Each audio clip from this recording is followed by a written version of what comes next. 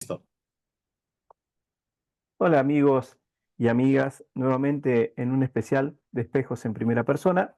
Hoy vamos a viajar hasta México, pero antes la invitada es la poesía. Anuncio, Estrella y Mar conspiran esta noche. Está llegando Adriana Treco, La Edad del Agua, una poetisa de centenario, aquí cerquita.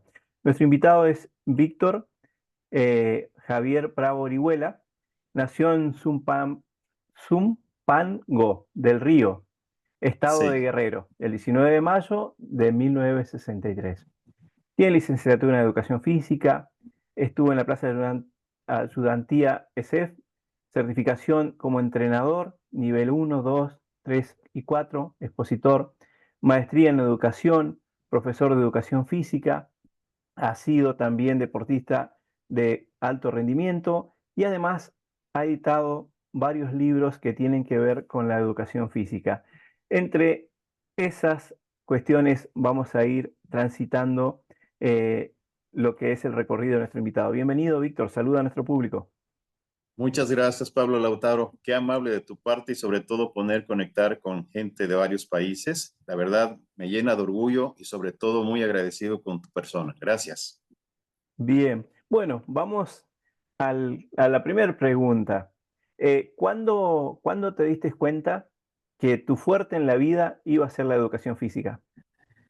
Sí, Pablo, de hecho, esto corresponde a parte de mi anécdota. Pues yo quería estudiar otra carrera, sin embargo, un entrenador con el que compartíamos tiempos ahí de preparación física, me fue promoviendo en mí una inquietud acerca del deporte y creo que ese fue el punto central que yo me decidiera a estudiar educación física y sobre todo que me centrara en aspectos relacionados al deporte de alto rendimiento, en atletismo principalmente. Yo fui corredor en mi época de juventud y pues eso fue, digamos, lo que me direccionó hacia educación física. Fue una gran suerte encontrar a esta persona que me pudiera orientar. Yo soy de la ciudad, ahorita estoy viviendo en la ciudad de Acapulco, de hecho, el puerto de Acapulco, pues, tiene algunas alternativas de práctica deportiva y una de esas alternativas era el atletismo.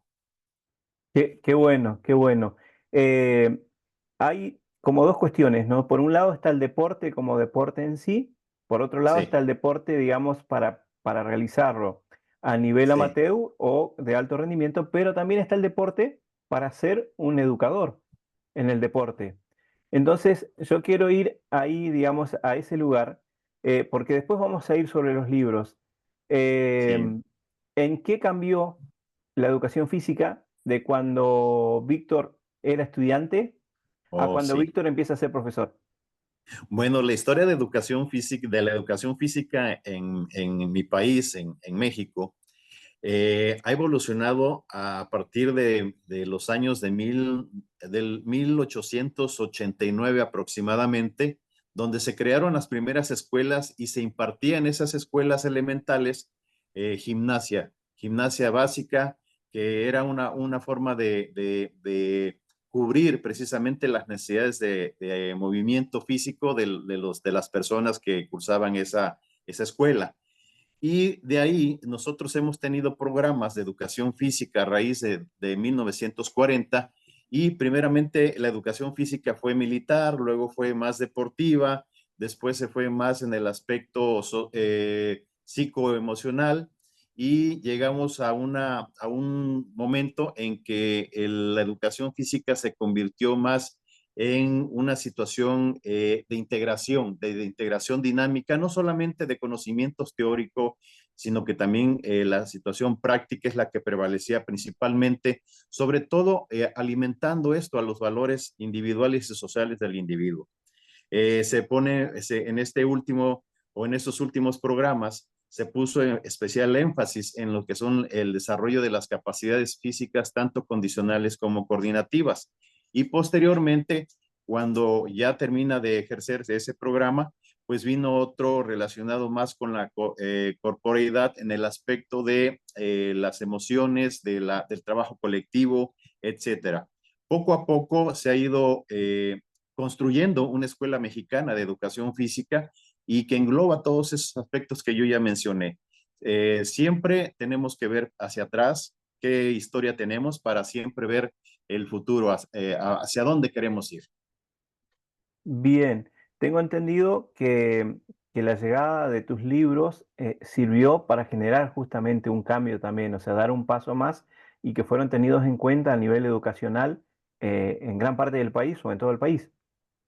Sí, de hecho, se empezó en la época en la que yo trabajé dentro del ámbito de la educación física, porque actualmente quiero aclarar que ya estoy jubilado, ya me retiré de la vida laboral activa, pero he seguido también creando algunos otros aspectos, algunos otros recursos. Pues en aquel entonces fue un gran apoyo debido a que había muy poca bibliografía en el ámbito de la educación física. De hecho, eran escasos los autores en los que tenían la suerte de que se fijaran en ellos algunas editoriales. Algunos de ellos hicieron el esfuerzo de manera particular y mandaban imprimir sus libros precisamente a imprentas muy rústicas, y de esa manera fueron promoviendo gran parte de la información que los maestros necesitaban. En mi caso, yo tuve bastante suerte porque siempre deseé escribir un libro, y ahora pues humildemente lo digo, tengo 14 libros escritos y todos ellos van enfocados a la educación física. Bien, y digamos, la pregunta sigue rondando en este sentido, ¿no? Son libros que tienen que ver, digamos, con la currícula educativa y que son utilizados en la escuela, pero además también en otros lugares donde se aplican estas disciplinas deportivas. Es decir, ¿hay una disciplina en general o es, digamos, multidisciplinar el libro, los libros? De hecho, bueno, de hecho la educación física es multidisciplinar y también se relaciona con otras asignaturas. De hecho, ese es uno de los puntos torales de los libros que hemos creado junto con otro autor llamado Sergio Narváez Medina. Eh, en ese sentido, nosotros abarcamos las actividades físicas, las que hemos llamado pues tradicionales. También hemos rescatado mucho de las tradiciones de los juegos que le llamamos autóctonos o prehispánicos, que nuestros antiguos mexicanos, incluyendo los mexicas, toltecas, mayas, jugaban, como es la pelota de hule, en su forma ya un poco más moderna. Sin embargo, la base se sigue retomando de esos vestigios históricos que tenemos dentro de la educación en general en México. Y claro que sí, Pablo, también abarcamos mucho de lo que se refiere al deporte formativo, que es aquel que se pretende enseñar principalmente en las escuelas, en donde tenga un carácter precisamente de formación, en donde se enseñen valores, la calidad que debe tener ese deporte, no solamente de quienes lo enseñan, sino de quienes lo practican, pero sobre todo un deporte espontáneo, abierto y donde el movimiento sea agradable para los niños. Ese es un punto principal. Cuando el movimiento ya deja de ser agradable, entonces ya deja de ser placentero y puede surgir un rechazo. Entonces, la parte pedagógica, la parte formativa va enfocada a eso, a que el movimiento en cualquiera de sus manifestaciones, el movimiento corporal, sea agradable, sea placentero para los alumnos. Claro. Y mencionabas, digamos, hace un ratito, que también estaba, digamos, o era muy importante el lado emocional en el deporte. Claro. De Sí, hecho, uno, digamos, aunque no tenga mucho conocimiento de deportes, cuando ve a dos equipos de elite, sí, dentro de ese equipo que trabaja dirigiendo a esos equipos, hay psicólogos y hay terapeutas del deporte, ¿no? Eh, sí. entonces quiere decir que ahí hay un factor que es más que importante para esta época en la que vivimos, ¿o fue siempre igual? Mira, generalmente vemos a la confrontación deportiva como a los enemigos de enfrente, y creo que eso es lo primero que debemos desterrar. Los valores del deporte que nos aporta el deporte son muchos, principalmente el reconocimiento al contrincante, de que él también tiene las mismas posibilidades que nosotros de triunfar o incluso de no triunfar, pero también reconociendo el esfuerzo que ellos han hecho al confrontarnos en un deporte, en alguna actividad física. Yo creo que uno de los valores que se promueven en este tipo de publicaciones y los programas de estudio acá en México, principalmente es el respeto, la colaboración, el trabajo continuo, la disciplina.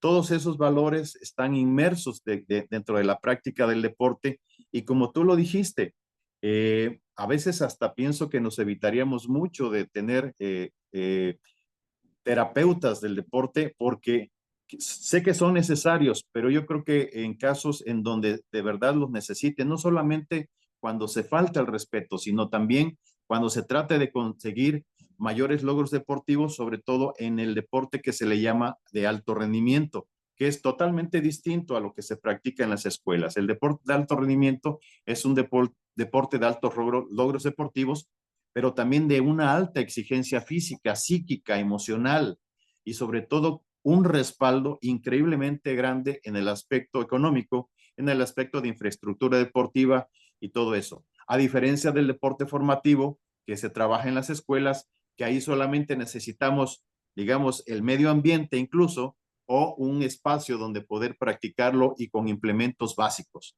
¿Sí? Esa es la diferencia que se puede ver actualmente entre el deporte formativo que estamos practicando en las escuelas con el deporte de alto rendimiento que se puede practicar en otros lugares o en otros países incluso. Claro. Y otro factor también importante, según lo que mencionan, digamos, los profes de educación física, al menos por estas regiones, tiene que ver con la alimentación, ¿no? Que la alimentación también es un factor importante para el desarrollo de una actividad deportiva a Sí, nivel amateur o a nivel profesional. Ahora, claro. eh, ¿cómo el profesor de educación física en su escuela trabaja con aquellos jovencitos o aquellas jovencitas que vienen Sí. con problemas alimentarios? ¿Cómo desarrolla la actividad deportiva ahí? ¿Cómo se trabaja? O sí, en la época en la que yo estuve activo, se crearon las escuelas que le llamaron de tiempo completo. ¿Qué sucede ahí? Bueno, que en la escuela se le daba la alimentación a los alumnos.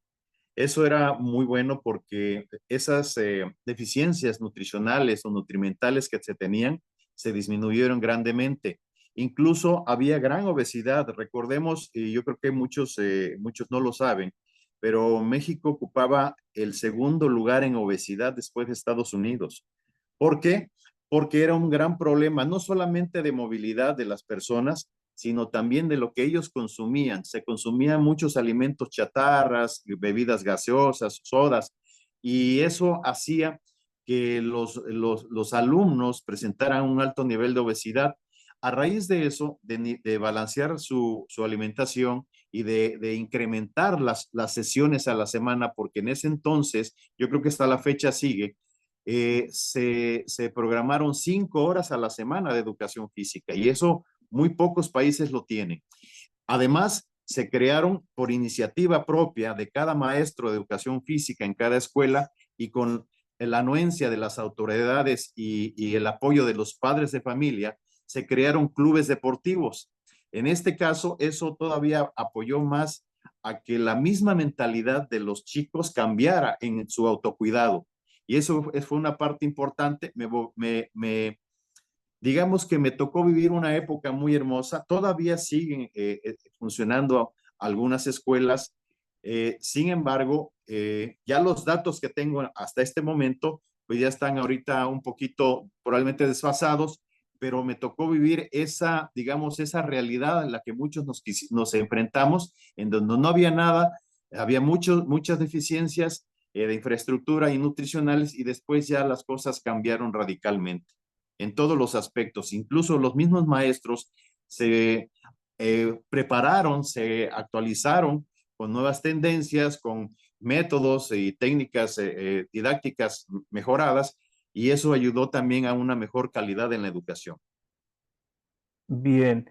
eh, el profesor de educación física por estos lugares, por esta región, es el encargado de las actividades cuando se sale de campamento, ¿no? Cuando hay una actividad Oh, sí, extraescolar. sí, Y ahí hay un factor que debe ser más que importante porque si hay algo que yo recuerdo es, por ejemplo, el viaje a los 13 años a un lugar de campamento, por primera vez salía y me encontraba con el juego. Yo no conocía el Sí, juego como juego tal, sí, digamos, coordinado, y juego de noche con linternas, con, digamos, con un montón sí, de cuestiones de armado de carpas, con trabajo sí, sí, sí, colaborativo, con tener que limpiar la vajilla que se utilizaba, mantener el lugar limpio. O sea, y claro. eso es una actividad, digamos, maravillosa. ¿Y allí también la desarrollan ustedes, los profes de educación física? Sí, claro, Pablo. De hecho, en aquel entonces yo estudié en la Escuela Superior de Educación Física por sus iniciales ESEF en la Ciudad de México. La currícula de los docentes que se estaban formando incluía precisamente aspectos de recreación y de campismo escolar. Eso nos ayudó que también dentro de las escuelas nosotros fuéramos uno de los grandes respaldos cuando se podía o tenía la posibilidad de ir de campamento.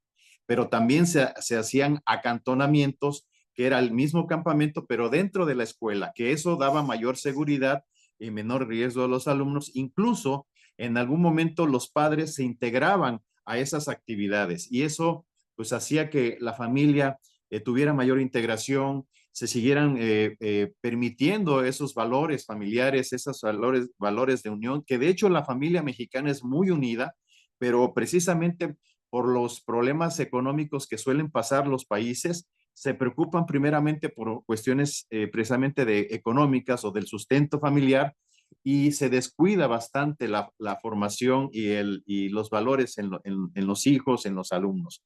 La escuela trata de alguna manera reforzar lo que se trae de la casa, de la familia, pero es importante que siempre haya ese tipo de actividades y sí lo hay.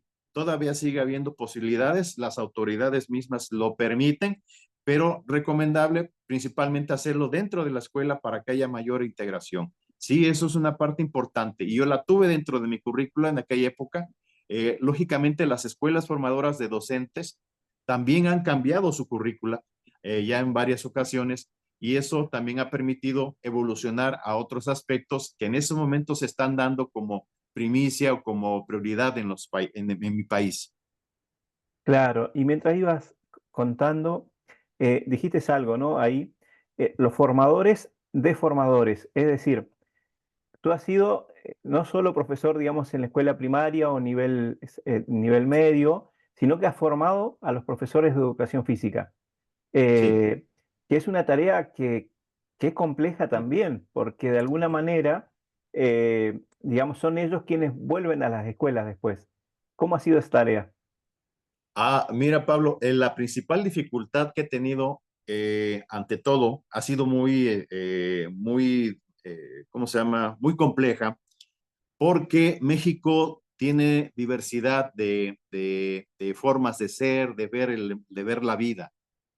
Y en lo que se refiere a los programas de estudio, es muy complejo porque cada estado que comprende nuestra república, que son 32 estados en este momento, debería tener su propio programa de educación física, con algunas asignaturas también claves o regionales que le llaman ellos. Actualmente las hay, sin embargo el programa sigue siendo nacional, pero esto también implica un reto, el romper paradigmas. Tú bien sabes, probablemente como maestro que a veces hemos hecho funciones, pues generalmente estamos muy acostumbrados a las formas conductistas, muy guiadas, muy cuidadas, pero damos muy poca oportunidad, no solamente a los alumnos, sino al propio maestro de explayarse y de crear sus propias condiciones. ¿Sí? Eso actualmente se ha ido rompiendo, hemos evolucionado mucho en poco tiempo, sin embargo, hay todavía docentes que mantienen esos paradigmas vigentes y que están obstaculizando precisamente su labor, pero por diversas cuestiones, y no voy a entrar específicamente, que diversas cuestiones a veces él no es capaz de romperlos. Pero tienes razón, la carrera, la profesión de docente implica una actualización continua. Nosotros no podemos quedarnos con lo que nos enseñaron hace 20, 30 años. Igual como todas las profesiones, hay que actualizarse, pero esto cuesta mucho trabajo, también cuesta mucho dinero e infraestructura para tener a todos los maestros de nuestro país, que son casi 2 millones aquí en México, tenerlos a todos actualizando, no al mismo tiempo, pero en etapas, pero es muy complejo actualmente. Sin embargo, sí se hace. Qué bueno, qué bueno. Algo que me da vueltas, yo tuve la suerte de tenerlo a Guillermo acá en casa, Guillermo Jiménez Guzmán, y me contó que hay un lugar de donde tú eres donde son especialistas en clavados.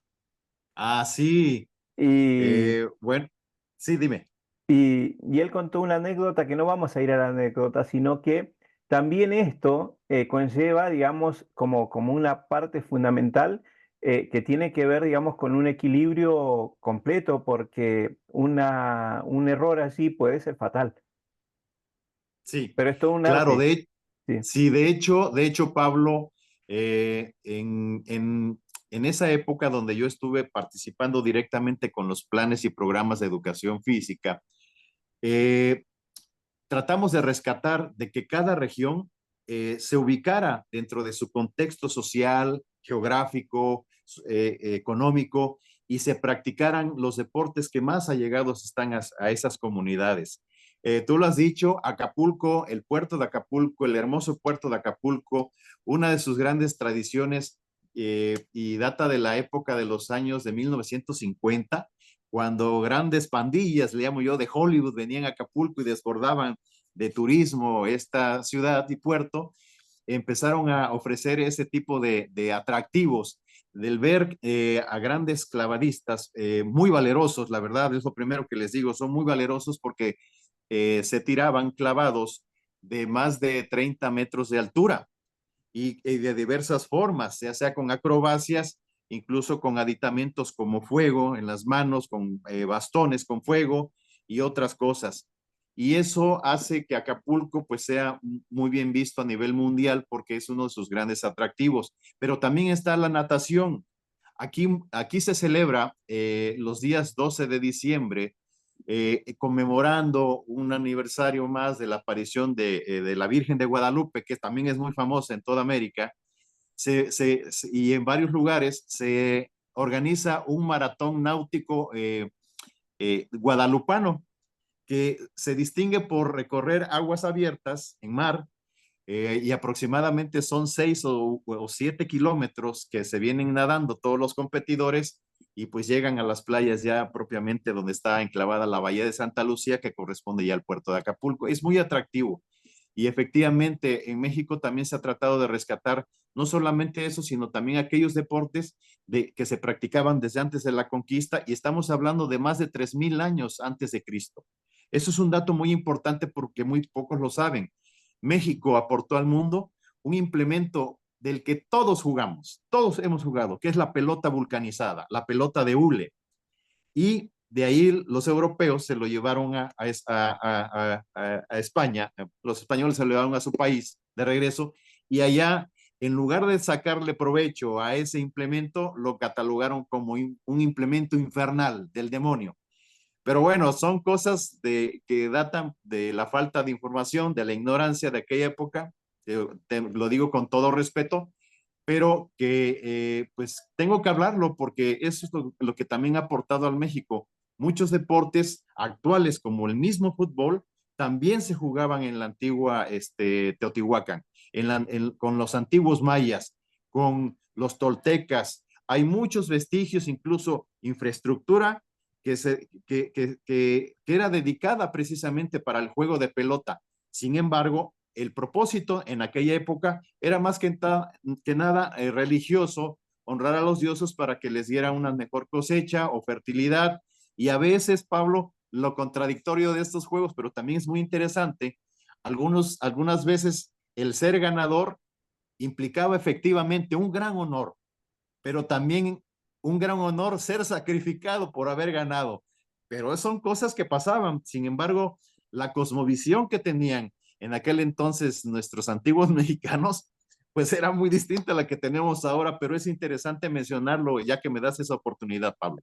Claro que sí. Y bueno, el tiempo nos corre y nos quedamos con ganas y veremos si tenemos la posibilidad de otro programa para seguir incursionando, ¿no? Yo te agradezco enormemente que hayas brindado esta posibilidad de la entrevista y que nos hayas dado a conocer tantas cosas de allí de México. y bueno, que también te conozca nuestro público, ¿no? Así que tenemos los minutitos contados para despedirnos y ya cerramos el programa de hoy. Gracias, Pablo. Te agradezco esa atención y un saludo a todo tu auditorio, a todas las personas que están interesadas no solamente en este tema, sino también en la misma poesía de la cual tú eres partícipe. Muchas gracias y fue un placer, un honor de mi parte estar con ustedes. Muchas gracias.